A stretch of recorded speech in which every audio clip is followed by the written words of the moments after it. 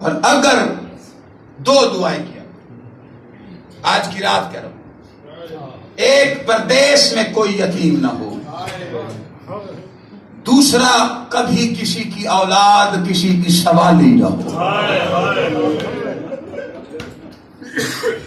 تیسری دعا اگر سوالی ہو کسی کی تو بیٹے سوالی ہوں بیٹیاں سوالی نہ ہوں۔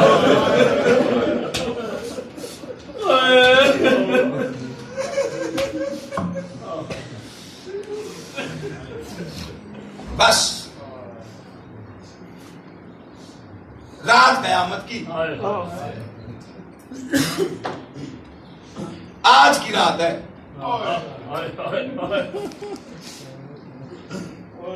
علی جی بھر کے اولاد کو دیکھیں،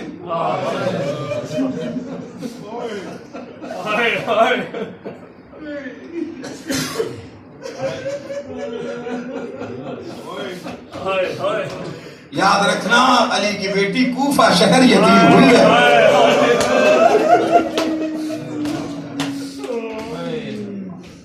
ہائے کرنا، میرے بزرگ بیٹھے ہوئے آپ ہائے کرنا، جتنے بزرگ بیٹھے ہوئے میں جھولی اٹھاتا ہوں آج کی رات، اس عمر میں اولاد کا سکھ دیکھو، دکھ دیکھنا نصیب، خاص طور پر بیٹیوں کا سکھ دیکھو۔ اس لیے کہہ رہا ہوں باپ بیٹیوں سے بڑی پیار بڑی محبت ہے، بیٹیاں بڑی پیاری، باپ کی خواہش ہوتی ہے ساری زندگی سکھی رہے، اور بیٹیاں بھی اگر اللہ نہ کرے کسی کی بیٹی دکھی ہو، اللہ نہ کرے، آل محمد کے غم سنو نا، بندہ اپنے غم بھول، کون سا غم ہے جو آل محمد کے نہیں، اور اللہ جانے سارے غموں کا بوجھ علی کی بیٹی کے کندھوں پہ کیوں آیا۔ شام غریبہ میں بھی جب نبی کی آل پہ مشکل آ گئی تھی، سہارا علی کی بیٹی تھی، آج کی رات بھی جب پردیش میں علی کے بیٹوں پہ مشکل آئی ہے، سہارا علی کی بیٹی۔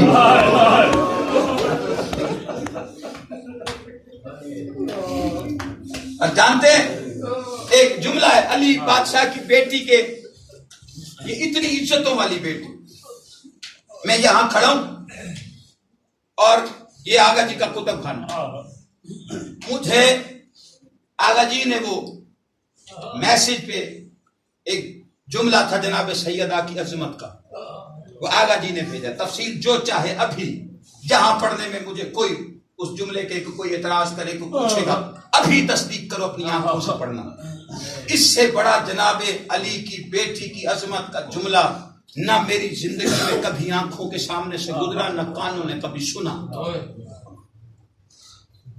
اللہ آغا جی کی زندگی کرے، صحت و سلامتی کرے، خزانہ ہے اور بڑی روحانی شخصیت، ایسے جملے اور کہیں سے نہیں ملیں۔ میں وہ جملہ پڑھوں اس سے پہلے میرے رونگٹے کھڑے ہو جاتے، پتہ نہیں دنیا کو پتہ ہی نہیں ہے کہ کس عظمت کی مالک ہے۔ ہر امام نے جس کی تعظیم کی، امام المتقین جب گھر آتے تھے نا تو ماں کے دامن میں چھپ جاتی تھی بچپن میں۔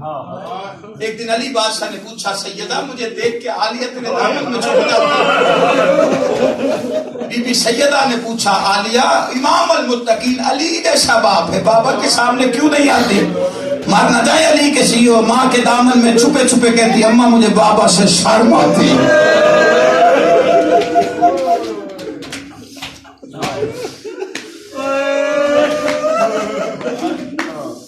یہ علی بادشاہ کی دی ہوئی تعلیم۔ اب وہ جملہ پڑھو، میں آغا جی کی تصدیق سے پڑھوں، کوئی موجودگی میں پڑھوں، جو حسین بادشاہ نے تعظیم کی ہے علی کی بیٹی کی، شاید کوئی کر سکے۔ آگے فرماتے ہیں شب عاشور، یہ علی کی بیٹی کی عظمت ہے، جو سمجھے گا وہ ہائے نہیں کرے گا، ماتم کرے گا۔ پھر سوچنا مصائب کس پہ گزرے ہیں۔ شب عاشور حجت خدا حسین ابن علی نے تہجد کی نماز علی کی بیٹی کے خیمے کو قبلہ بنا کے پڑھی تھی.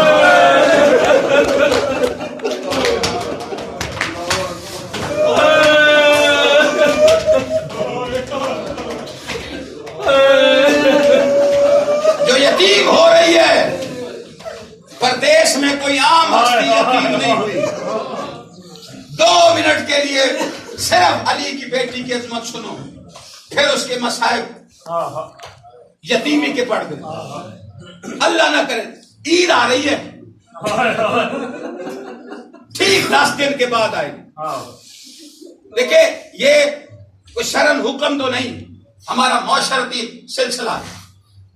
عید پہ جاتے ہو نا، باپ سسرال میں بیٹی ہو بھائی ہو جاتا ضرور ہے. کیوں جاتے ہو؟ صرف اس لیے جاتے ہو نا کوئی اسے یہ نہ کہے تیرے پیچھے آنے والا کوئی نہیں. جتنی خوشیاں تمہارے ہاتھ میں آ جائیں وہ سمیٹ کے لے جاتے ہو بیٹیوں کے لیے.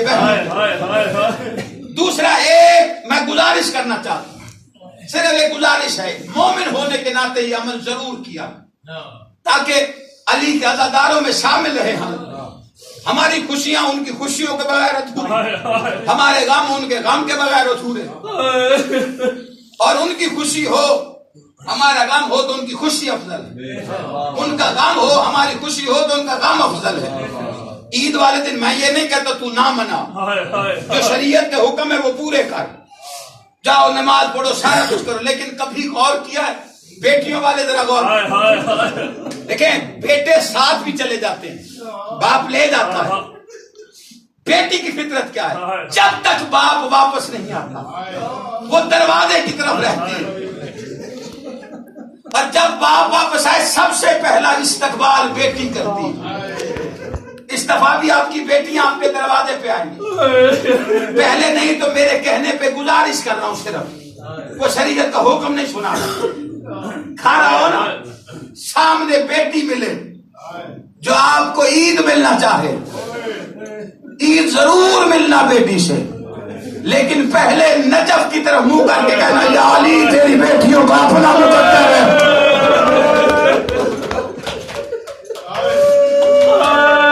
ہم اپنی بیٹیوں کو عید مل رہے، تیری بیٹی آج بھی زخمی امامہ تیرا ہاتھوں میں اٹھا کر. اور روایت کے جملے پڑھو، کوفے کے لوگ باہر ایک دوسرے کو گلے مل کے عید کی مبارکباد دے رہے تھے.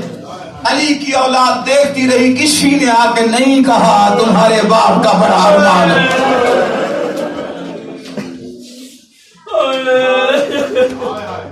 بس ختم بات.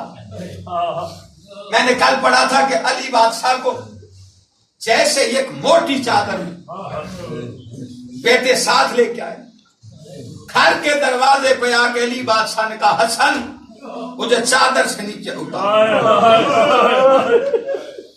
عباس طرف کے کہتا بابا سر شگافتہ ہے، آپ اتنی مشکل میں چل کے جائیں گے؟ کہا اس حالت میں مجھے زینب دیکھ کے مر جائے گا.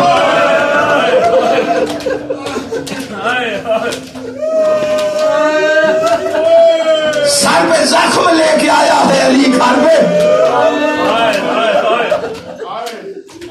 جسے پتا چلے نا بیٹی کو، اللہ نہ کرے کبھی کسی بیٹی کا باپ حادثے میں آ جائے، اللہ نہ کرے بیٹی کو پتا چل جائے نا باپ کے ساتھ یہ حادثہ ہو گیا، نہ اسے جوتی کا ہوش نہ چادر کا ہوش، وہ دوڑتی ہے باپ کی طرف. یہ بیٹی کی محبت کی انتہا کہ اسے صرف اپنا بابا نظر آتا ہے، لیکن دارائن قربان کرو علی کی بیٹی کی پردے پر. زخمی علی گھر آیا، باپ کے سامنے نہیں آئی، پردے کے پیچھے کھڑی ہو کے عباس کو بلا کے کہتی تھی غازی بابا بچ تو جائے.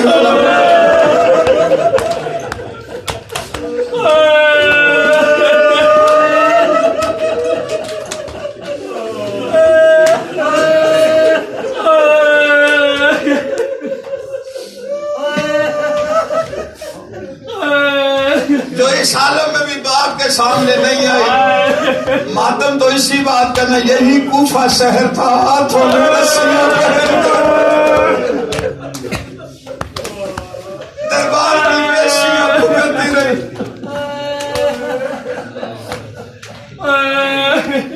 علی کے ساتھ پہ زخم ہے، اولاد علی کے سامنے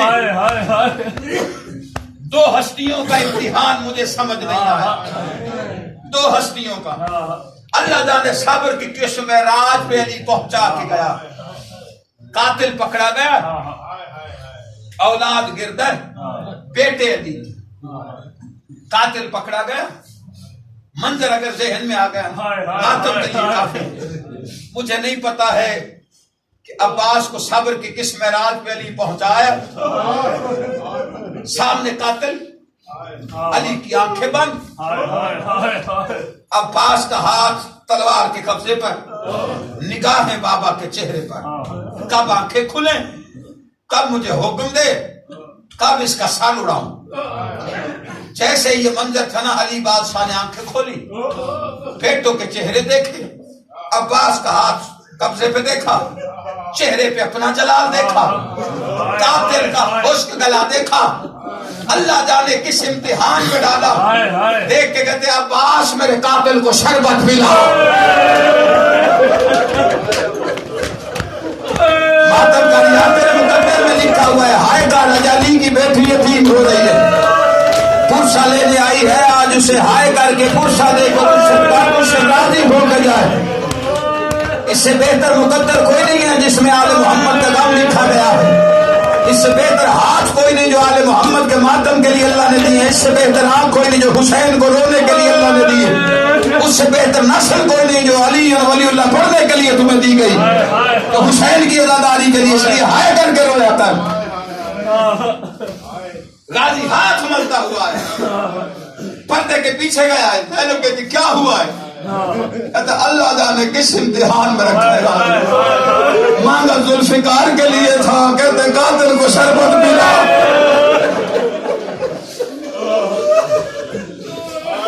حسن کو دیکھ کے کہتے حسن بس زیادہ زحمت نہیں، کافی وقت ہو گیا، بس ایک تابوت آپ کے سامنے ہے، بیٹوں کو وصیت ہو گئی، بس ایک جملہ علی بادشاہ کے دل کا پڑھنا تھا، قاتل کا خشک گلا دیکھ کر علی فرماتے حسن اس نے مجھے ایک ضرب ماری، اگر علی بچ گیا تو اسے خود قتل کرے، ورنہ میرے عدل کا تقاضا یہ ہے دوسری ضرب تو نے نہیں مارنی، اسے ایک ضرب ماری۔ 18 بیٹوں میں نظریں گھما کے لیے کہتے ہیں میری عالیہ نہیں آئی، بابا جب سے تو آیا پردے کے پیچھے تیری خیری، حسن میری بیٹی کو لے رہا، سر پہ ماں والی چادر رکھی ہوئی، بھائیوں کی کتار کے پیچھے کھڑی ہے، بابا عالیہ آ گئی ہے، علی کی آواز آئی، عالیہ میری حسرت ہے تو کبھی بابا سے بات کرے، تو کبھی بابا کو چل کے دکھائے، بابا کا آخری وقت ہے، آج بابا سے بات نہیں کرے گی، پیچھے کھڑی کھڑی کہتی ہے بابا بھائیوں کے سامنے شرم آتی ہے۔ علی نے بیٹوں سے کہا تم چلے جاؤ، عالیہ کو میرے پاس رہنے دو۔ جیسے بیٹی قریب آئی ہے نا، پاس بٹھایا علی نے، بیٹی کی طرف دیکھ کے کہتے عالیہ مجھے اپنا چہرہ دکھا، بیٹی کا چہرہ دیکھا، دیکھ کے کہتے میں نے فاطمہ سے سنا تو قرآن بڑا اچھا پڑھتی ہے، باپ کی حسرت ہے مجھے قرآن سنا۔ بی بی نے قرآن شروع کیا، یاسین والقرآن الحکیم انک لمن المرسلین علی صراط مستقیم، اتنا بڑا تھا، رو کے علی کہتے ہیں بس اب مجھے یقین ہو گیا تو اب مجھے یقین ہو گیا تو بازاروں میں خطبے پڑھ لے گی، علیہ مجھے اپنے میرے سامنے تھوڑا چل کے دکھاؤ، میں دیکھوں میری بیٹی علی بن کے چلتی کیسے ہے۔ چند قدموں کے بعد حسن دوڑ کے کہتے ہیں بابا اسے چلنے کا حکم، بابا یہ گھر میں چلنے کی عادی نہیں ہے، بس ابھی اولاد ماتم کر رہی تھی، علی کی آنکھیں بند ہو گئی، بس میں نے بات ختم کر دی، یہ ماتم شروع ہوا، انا للہ وَإِنَّا إِلَيْهِ رَاجِعُونَ۔ علی بادشاہ کی آنکھیں